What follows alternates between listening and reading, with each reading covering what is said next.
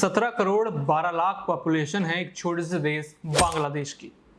उसमें हिंदू आबादी है 1 करोड़ 30 लाख, यानी माइनॉरिटीज में यहां पर हिंदू आते हैं।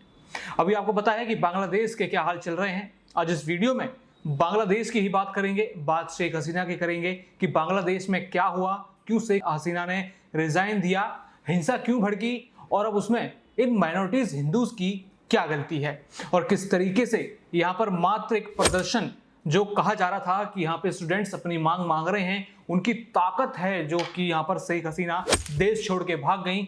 लेकिन ये स्टूडेंट्स इतने जाहिल निकले, इतने कहा जाए तो एक आतंकवादी सोच एक तरीके से कहा जाए तो निकले कि स्टूडेंट न जाने कब यहाँ पर जो माइनॉरिटीज है बांग्लादेश की उनको परेशान करने लग गए। यानी मुद्दा कोई भी हो, मुद्दा ये रिजर्वेशन का था, मुद्दा शेख हसीना को पद से हटाने का था, लेकिन सजा क्या यहाँ पर बांग्लादेश के हिंदू भुगत रहे हैं। इस बारे में एक बड़ी चर्चा यहाँ पर हो रही है देश भर में, दुनिया भर में, लेकिन संज्ञान कोई नहीं ले रहा। भारत की सरकार चुप है, बांग्लादेश के जाहिलों की बात करें वो तो खुद अत्याचार कर ही रहे हैं, लेकिन यहाँ पर ह्यूमन राइट्स का एक भी व्यक्ति आसपास आपको नजर नहीं आ रहा होगा। आएगा भी क्यों? क्योंकि यहाँ पर बात हिंदुओं की हो रही है और उन हिंदुओं की जो माइनॉरिटीज हैं। हाँ, अगर हमारे देश में कुछ हुआ होता तो तुरंत यहाँ पर गलती होती कि उकसाया हिंदुओं ने होगा, तभी यहाँ पर जो हमारे छोटे छोटे मासूम लोग हैं, जो माइनॉरिटीज हैं, उनको गुस्सा आ गया और उन्होंने ऐसी चीजें कर दी। यानी सेल्फ डिफेंस के चक्कर में हिंदुओं को यहाँ पर मार दिया।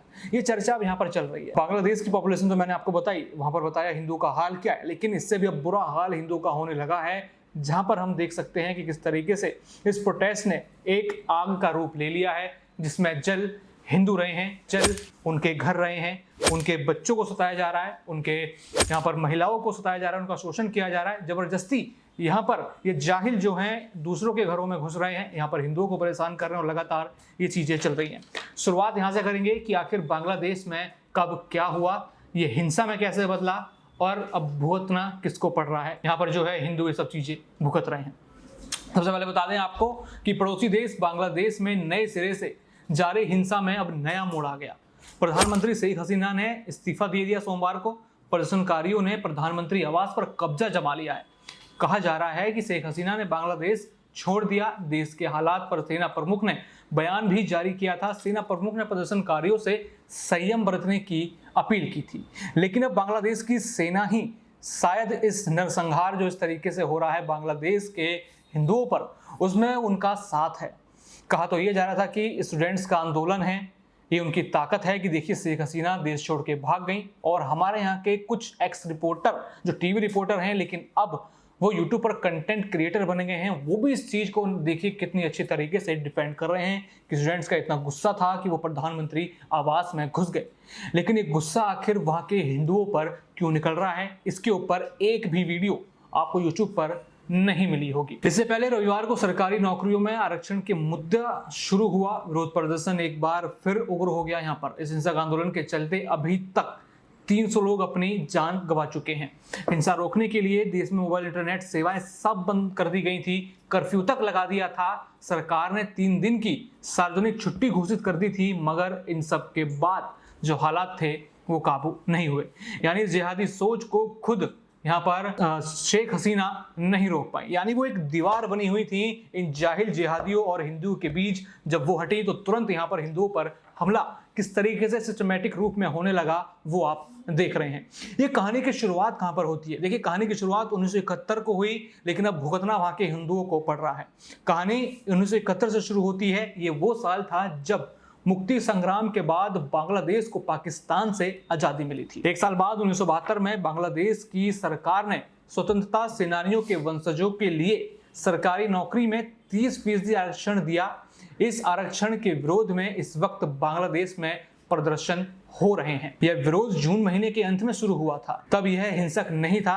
हालांकि मामला तब बढ़ गया जब इन विरोध प्रदर्शनों में हजारों लोग सड़कों पर उतर आए। 15 जुलाई को ढाका विश्वविद्यालय में छात्रों की पुलिस और सत्तारूढ़ अवामी लीग समर्थित छात्र संगठन में झड़प हो गई। इस घटना में कम से कम 100 लोग घायल हो गए। उसके बाद यह आंदोलन और उग्र हो गया।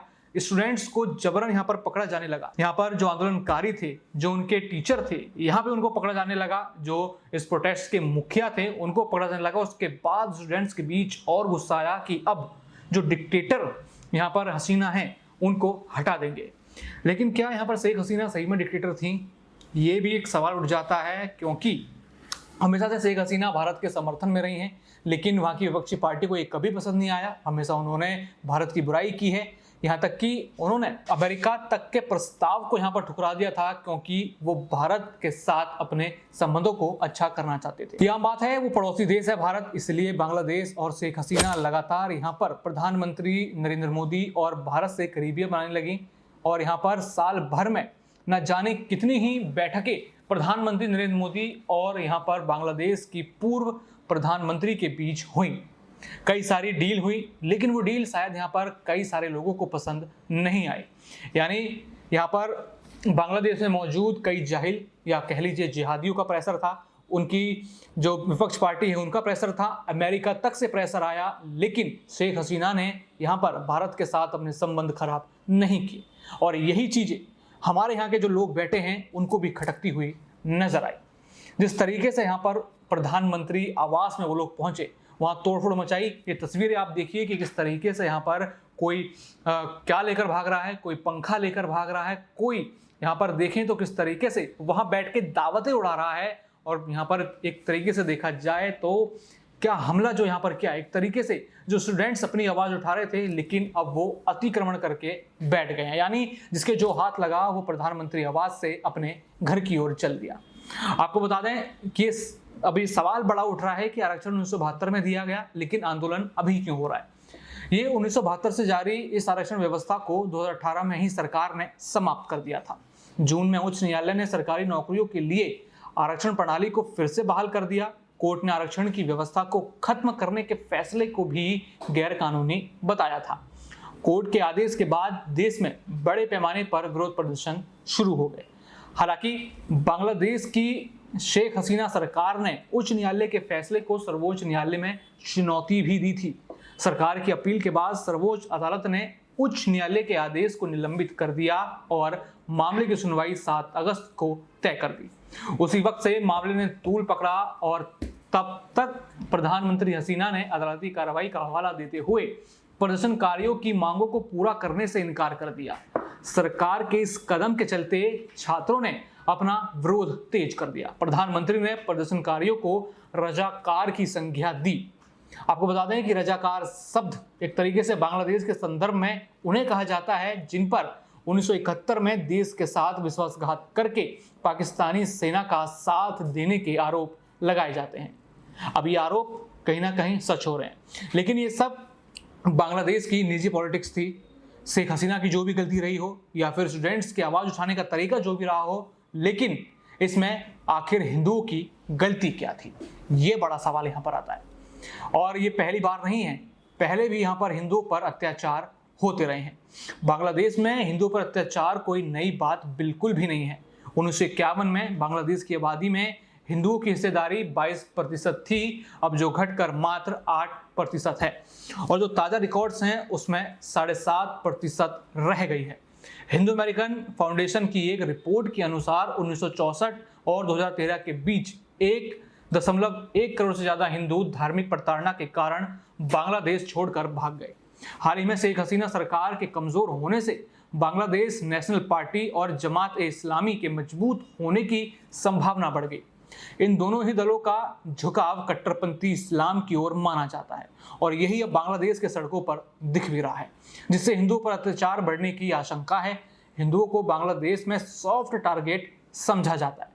बांग्लादेश के अखबार डेली स्टार की एक रिपोर्ट के मुताबिक मैं आपको बताऊं तो सोमवार को कम से कम 27 जिलों में भीड़ ने हिंदुओं के घरों दुकानों पर हमला किया है और उनकी कीमती चीजें भी लूट ली। बांग्लादेश के खुलना डिवीजन में स्थित मेहरपुर में इस्कॉन मंदिर और एक काली मंदिर में तोड़फोड़ की गई और आग लगा दी।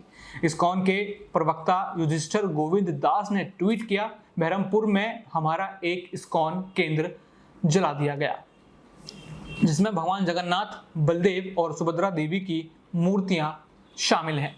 केंद्र में रहने वाले 3 भक्त किसी भी तरह भागने और बचने में कामयाब रहे। यानी वहां हिंसा इतनी क्रूर हो चुकी है कि यहाँ पर मात्र एक ही टारगेट है, एक ही सॉफ्ट टारगेट है कि हिंदुओं को टारगेट करो और अपना एजेंडा यहाँ पर फिक्स करो।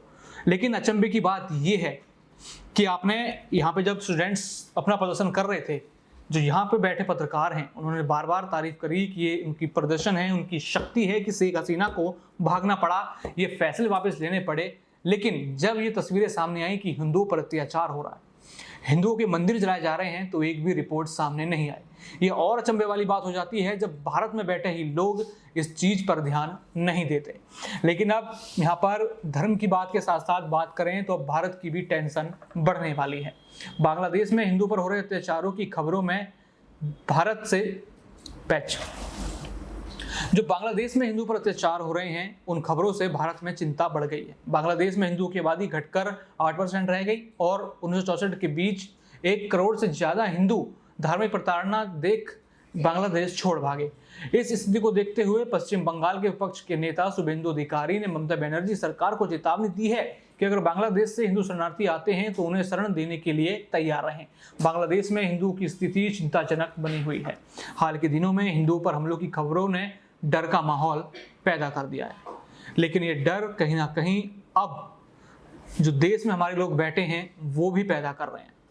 कई विपक्ष के लोग ये भाषण दे रहे हैं कि जो बांग्लादेश में हुआ वो जल्द भारत में भी हो सकता है। यानी यहाँ पर भी ऐलान हो चुका है कि जैसा हिंदुओं के साथ बांग्लादेश में हुआ, जैसा पाकिस्तान में हुआ, वैसा भारत में भी होने वाला है।